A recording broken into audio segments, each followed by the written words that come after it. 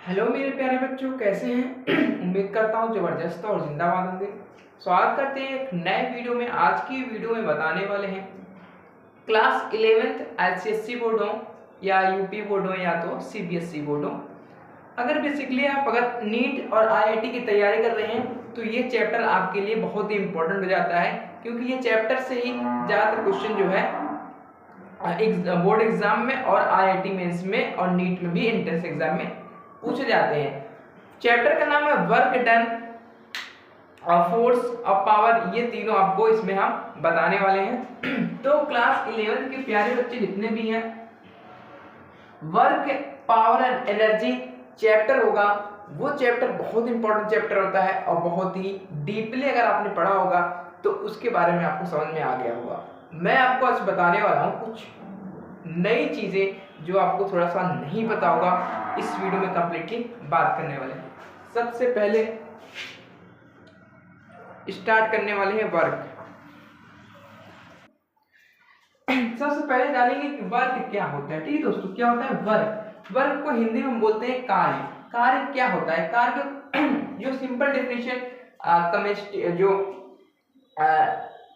समझिए कि कार्य को हम कैसे रिप्रेजेंट कर सकते हैं, कार्य को हम किस भाषा में बोल सकते हैं। तो कार्य एक ऐसा टॉपिक है जो बहुत बच्चों को क्या करता है, ये कंफ्यूज करता है कि कार्य हम डिफाइन कैसे कर सकते हैं। ठीक है, तो बात समझिए, कार्य क्या कहने का मतलब है, कार्य is said to be done only when a body acted upon a force move actually through the some distance in the direction of the force. बात को समझिए, ये कहने इनका तात्पर्य है कि कार्य जो होता है किसी वस्तु पर बल लगाकर, ठीक है, किसी वस्तु पर बल लगाकर, जैसे मान लीजिए ये कोई वस्तु है, ठीक है, ये क्या है, कोई वस्तु यहाँ पे ऐसे रखी है, ठीक है।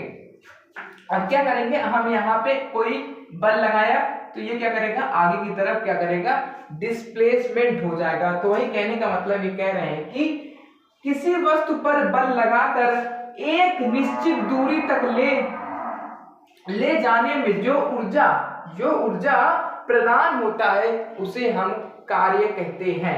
ठीक है, सिंपली आप इससे समझ गए होंगे। तो ये होता है कार्य की डेफिनेशन। अगर आप इंग्लिश में लिखना चाहते हैं तो work is said to be done only when a body acted upon by a force move actually through the some distance in the direction of the force। ठीक है, तो आप बात करेंगे डायरेक्शन ऑफ फोर्स क्या होता है। तो डायरेक्शन ऑफ फोर्स का मतलब कहने का, अगर मान लीजिए ये क्या है, माना कोई, ठीक है, यहाँ पे कोई क्या हुआ, बॉडी अगर रखी है, ठीक है, यहाँ पे कोई बॉडी ऐसे रखी हुई है, हम क्या करेंगे कि जो फोर्स होगा, क्या करेंगे, फोर्स अप्लाई करेंगे ऐसे, ठीक है। तो जब हम फोर्स इस पे अप्लाई करते हैं, ठीक है, तो ये क्या करेगा, आगे की तरफ मूव कर जाएगा, कुछ यहाँ पे आ जाएगा डिस्प्लेसमेंट होकर। तो जो डायरेक्शन ऑफ फोर्स होगा, जिस डायरेक्शन में आप धक्का दे रहे हैं उस डायरेक्शन में क्या करेगा, बॉडी आगे की तरफ मूव कर जाएगी। ये क्या करेगा, बॉडी मूव कर जाएगी। तो ये हमारा होता है डायरेक्शन ऑफ फोर्स।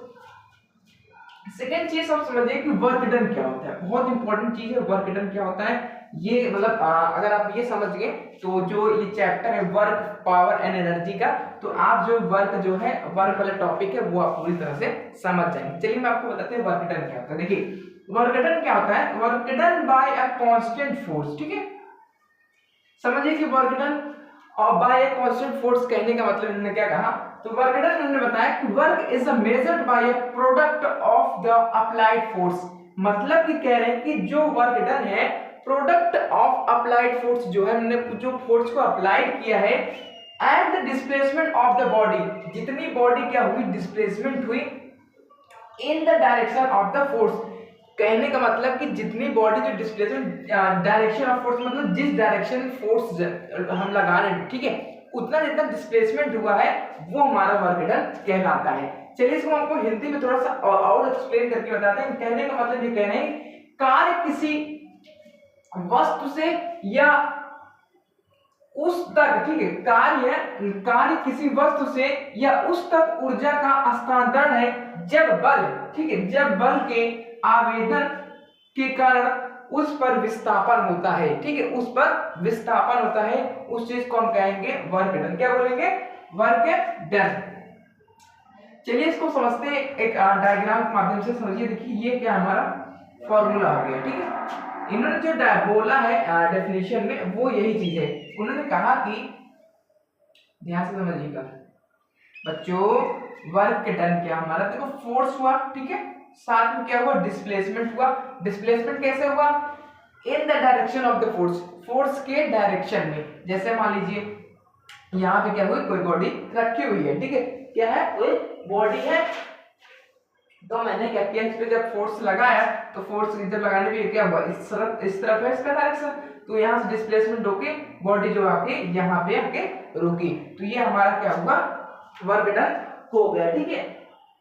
अब वर्क डन का फॉर्मूला आपने अच्छे से समझ लिया, तो W इक्वल टू क्या होता है, F डॉट S, ठीक है। F डॉट S कहने का मतलब कि फोर्स इनटू डिस्प्लेसमेंट। सिंपली आप अगर समझेंगे तो फॉर्मूला याद रखने के लिए, फोर्स इनटू डिस्प्लेसमेंट को क्या कहेंगे हम, वर्क डन कहेंगे। थोड़ा सा इधर आप इसको और अच्छे से समझना चाहते हैं तो देखिए ये क्या होगा, हमारा एक एंगल यहां से बनेगा, ठीक है, ये एंगल हमारा जो होगा वो थीटा होगा। क्या होगा, एंगल थीटा एंगल होगा, ठीक है। तो इस तरफ जो हमारा बनेगा, तो इस तरफ कौन बनेगा, एफ कॉस थीटा, क्या बनेगा, एफ कॉस थीटा, ठीक है, क्या बनेगा, एफ कॉस थीटा। तो ये जो हमारा ये नीचे क्या, ये है हमारा डिस्प्लेसमेंट, कितना डिस्प्लेसमेंट हुआ, तो यहां से यहां तक दूरी क्या हुआ, हमारा डिस्प्लेसमेंट हुआ, ठीक है। तो ये हमारा वर्क डन आप लोग आई होप समझ गए होंगे। तो वीडियो को भी लाइक कर दीजिए, चैनल को सब्सक्राइब करिए। चलिए आगे टॉपिक और चलते हैं। आगे टॉपिक है डायमेंशन, इसको यूनिट बता दें आपको, क्या क्या इसकी यूनिट होती है, नोट डाउन कर लीजिएगा। और वीडियो कैसी लगी तो एक बार हमें कमेंट करके जरूर आप बताएंगे। चलिए नेक्स्ट टॉपिक की ओर चलते हैं।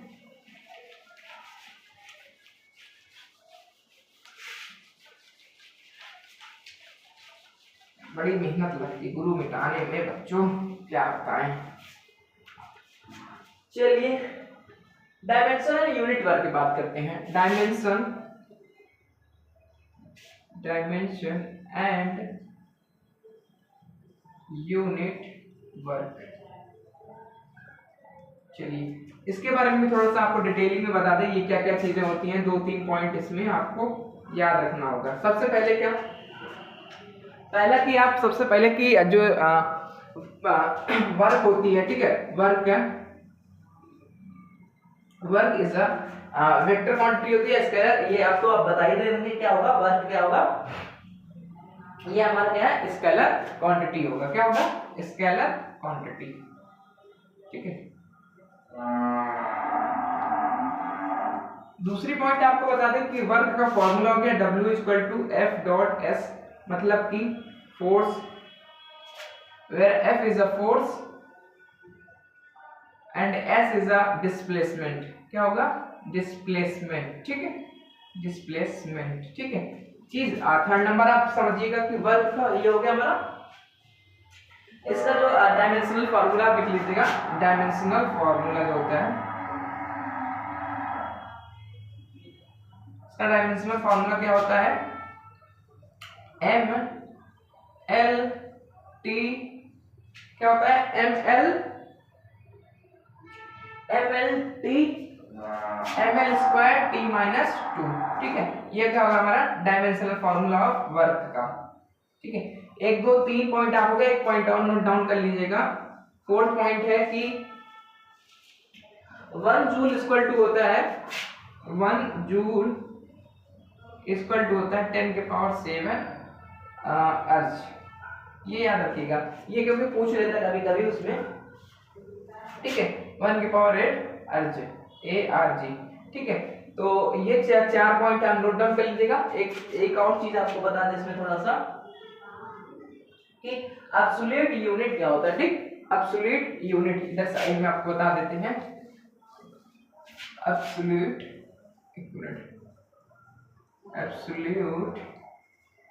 यूनिट नोट डाउन कर लीजिएगा, इसको भी 3 पॉइंट है।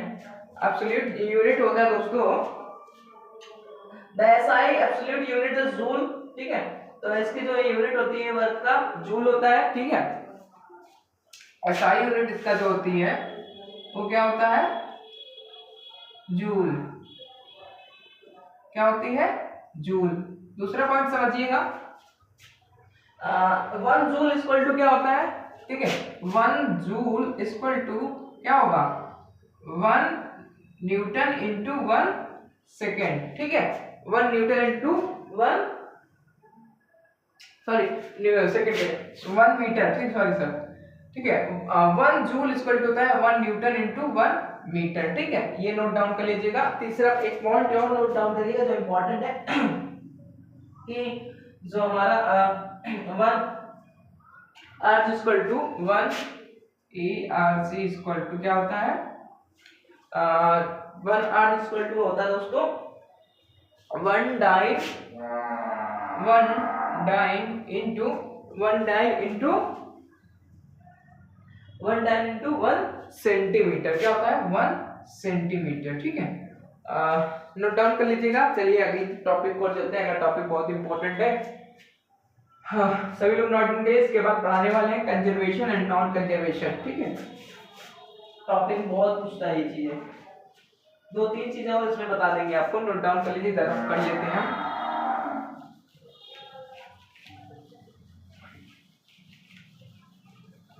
एक बार आप लोग हमें बता दीजिए कि आप लोग ये वीडियो कहाँ से देख रहे हैं, किस जिले से देख रहे हैं, और तो हमें अच्छा लगता है आप लोग कमेंट पढ़ने में, ताकि आपका हर कमेंट में आपको रिप्लाई दे सकूं, ठीक है दोस्तों।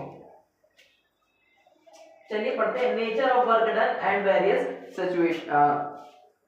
सिचुएशन, ठीक है, nature of work done, nature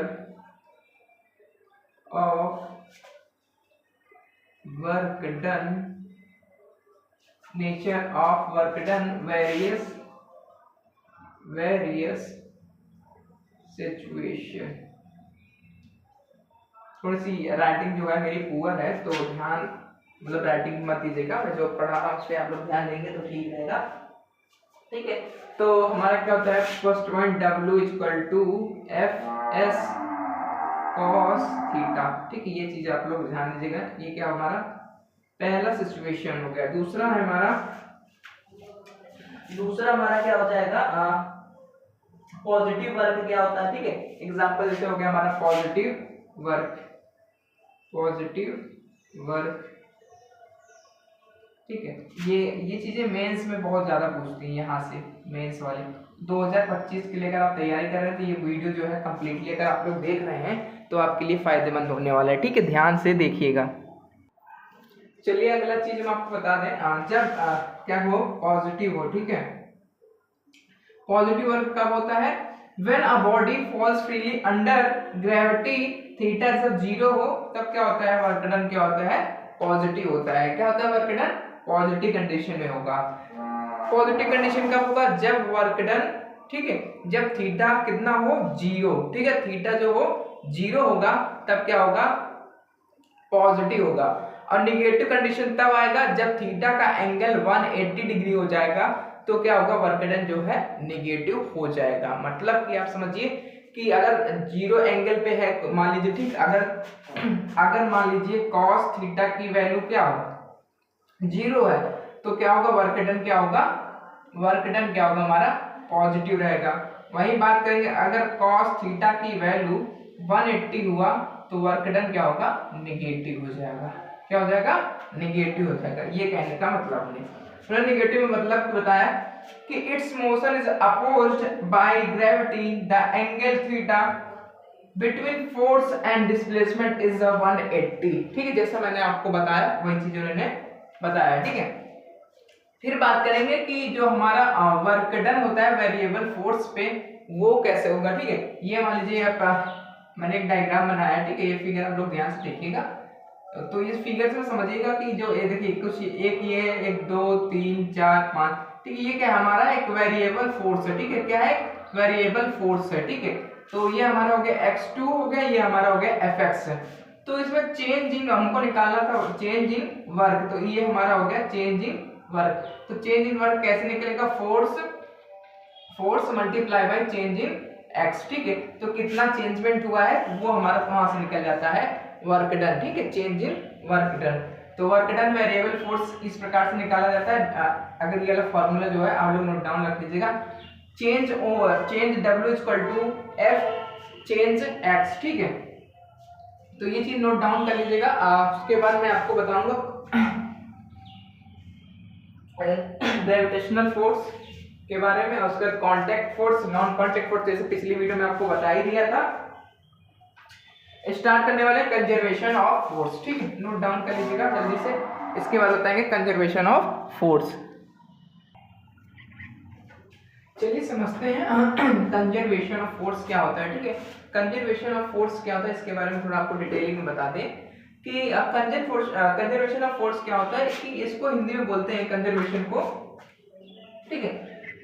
तो इसको हम सिंपली समझेंगे, a force said to be conservative if the work done by the force in moving a body depend only